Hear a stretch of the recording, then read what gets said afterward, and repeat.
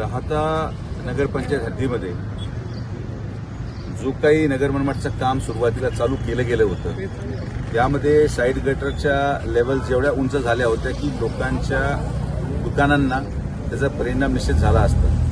आणि म्हणून केंद्र सरकारच्या माध्यमातून माननीय नामदार राधाकृष्ण विखे पाटील साहेबांच्या माध्यमातून आपण रस्त्याचं डिझाईनच चेंज केलं। आपण जर आता पाहत असाल बसस्टँडचा जो रस्ता झालेला आहे, बसस्टँड समोरचं जो काम चालू आहे, आपण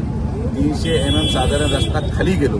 आणि मग त्याच्यावर लेअर टाकायला सुरू केली, जेणे की जो रस्ता कदाचित 500-700 mm उंच होणार होता तो आता 300 mm किंवा एक्झिस्टिंग जी रोड लेवल आहे त्या रोड लेवलच्या साधारण फक्त 50 mmच वरती जाईल,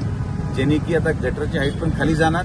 आणि रोडची हाईट आहे त्या स्टेजला ठेवल्यामुळे राहत्याच्या कुठल्याही उद्योजकाच्या दुकानाला आता धोका पोहोचणार नाही। हा एक महत्त्वपूर्ण निर्णय आपण घेतला, त्याचं काम सुरू झालेलं आहे। दुसरा मुद्दा, जेवढे जुने डिवायडर आहेत आणि जेवढे स्ट्रीट लाईट आहेत हे सगळे तोडले जाणार आहे।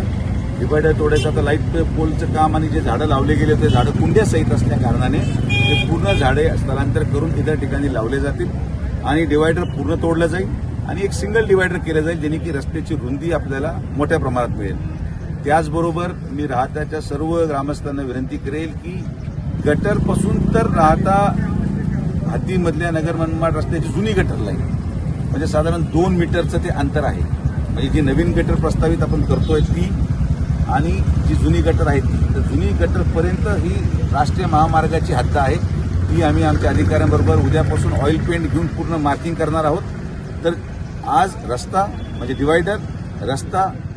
आपली कॉन्क्रीट गटर आणि जुनी गटर, तर कॉन्क्रीट गटर आणि जुनी गटरमध्ये